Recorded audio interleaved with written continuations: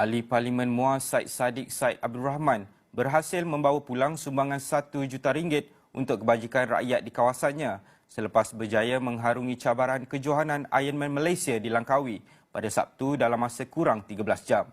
Bekas Menteri Belia dan Sukan berusia 32 tahun itu berjaya menamatkan perlumbaan yang melibatkan disiplin berenang sejauh 3.8 km, berbasikal 180 km dan larian 42.2 km dengan catatan masa 12 jam 22 minit 18 saat.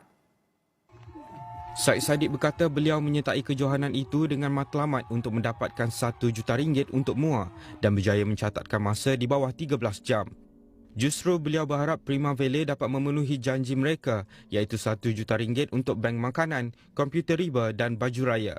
Syed Saddiq turut menyatakan akan melakukan apa saja untuk memastikan kebajikan rakyat dijaga dengan baik. Dalam pada itu, beliau turut menceritakan cabaran sepanjang kejohanan itu apabila mengalami muntah beberapa kali kerana berasa kurang sihat, namun tetap meneruskan cabaran sehingga ke garisan penamat.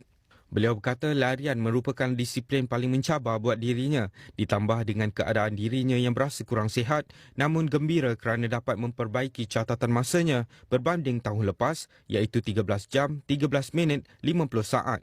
Sebelum ini, syarikat fashion tempatan Prima Valley berjanji akan menyumbangkan RM1 juta kepada penduduk Muar sekiranya Syed Saddiq berjaya menamatkan kejohanan Ironman Malaysia dalam masa kurang 13 jam.